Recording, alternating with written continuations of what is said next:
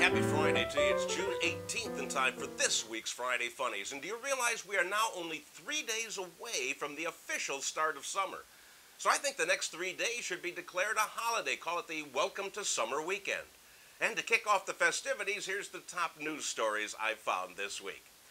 Marshall McLuhan once said that the medium is the message. And if that is in fact true, I have no idea what a lady in Boise, Idaho is trying to say. Joy Cassidy is a 74-year-old Boise woman who was arrested this week for pouring mayonnaise into the book drop at the Ada County Library. Then they said she's also suspected in up to 10 other condiment-related crimes. They said somebody also poured corn syrup and ketchup in the book slot, and they're looking for whomever gummed up an ATM machine with hummus, and there was a drive-by poupon assault. I relish stories like this.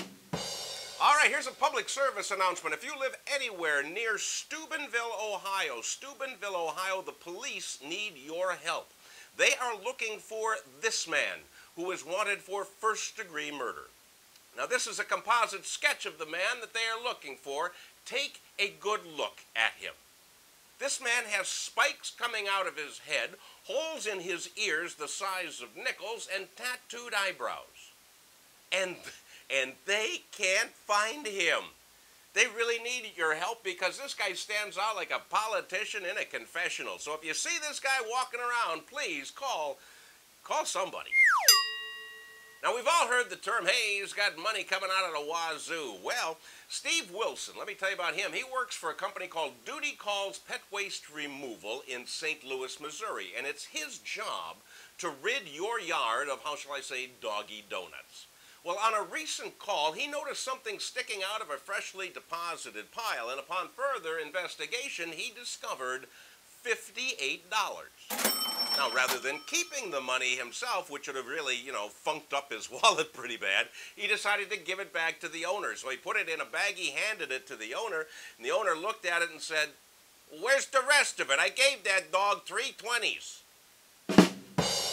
All right, this is what's going to happen when Obamacare meets the NRA. Kathy Myers of Niles, Michigan, has a sore shoulder. She hurt it pretty badly when she was trying to break up a fight between her golden lab and her chihuahuas. And unfortunately, Kathy has no health insurance. So she did what any other logically thinking, rational person who owns a golden lab and chihuahuas would do. She shot herself in the shoulder and went to the emergency room, thinking that after the doctors had fixed up the bullet wound, they would just, while they're in there, repair her rotator cuff. Well, apparently she hadn't read the fine print because she just got the bullet hole patched up. And she is now suing herself for shooting her and expects millions. Finally, this story really gets my goat. In a routine drunk driving checkpoint in Bedford, Virginia, police heard odd noises coming from the trunk of Fiona Edderdy's car.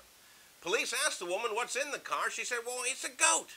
They said, "Yeah, sure it is, lady. Open the car," or open the trunk. She popped open the trunk, and inside they found a goat. Its legs were all tied up, and it was in a great amount of stress, and animal rescue was called, and the goat was sent off with them. And Fiona was charged with animal cruelty. And she said that really she was just getting the goat to give to some friends of hers from Kenya.